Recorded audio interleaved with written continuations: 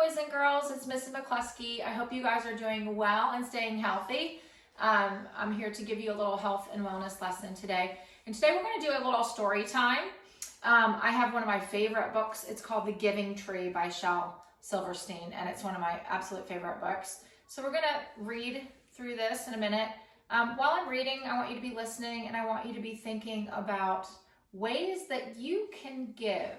There's lots of ways that we can give. We can give time and we can give talent, or maybe you're good at making something. Maybe you're good at making a treasure rather than buying something. You could make something for somebody. So anyway, while you're listening and paying attention to the story today, I want you to be thinking about giving. The Giving Tree by Shel Silverstein. Once there was a tree, and she loved a little boy.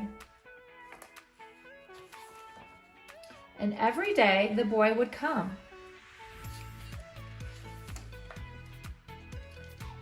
And he would gather her leaves.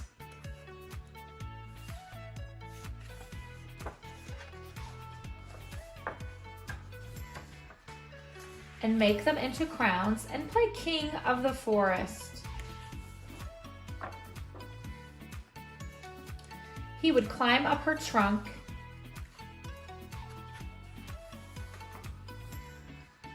and swing from her branches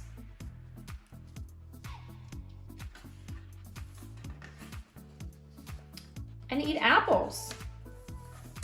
This tree was giving the boy quite a lot, boys and girls. And they would play hide and go seek.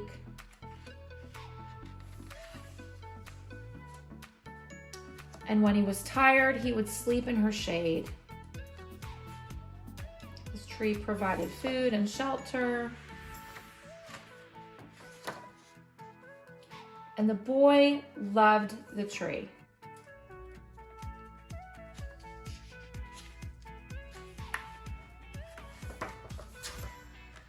Very, very much. And the tree was happy. I think the tree was happy because it was giving so much to this little boy. But time went by.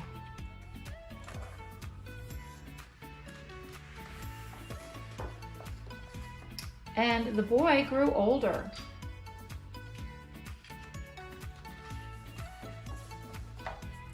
And the tree was often alone.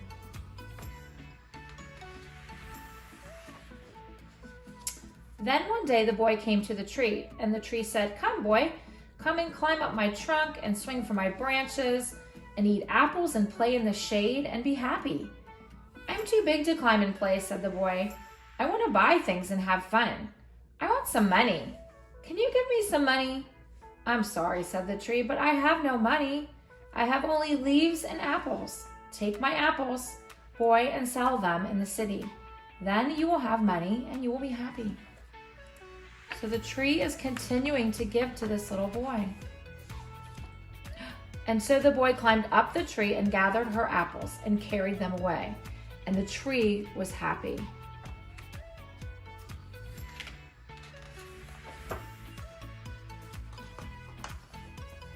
But the boy stayed away for a long time, and the tree was sad.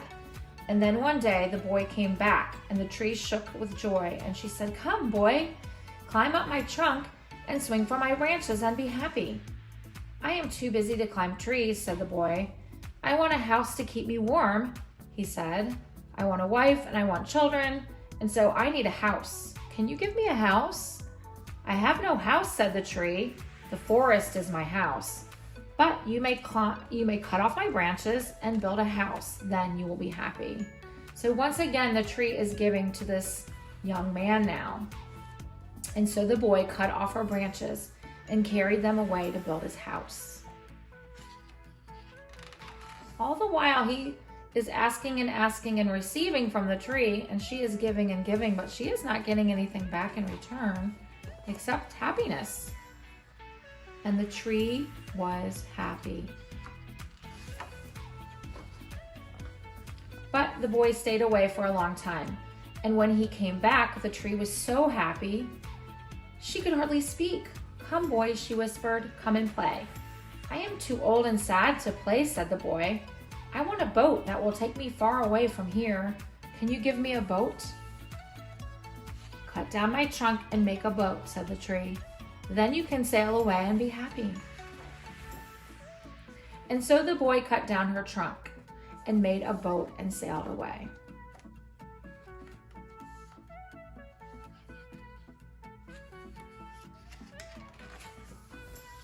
And the tree was happy, but not really.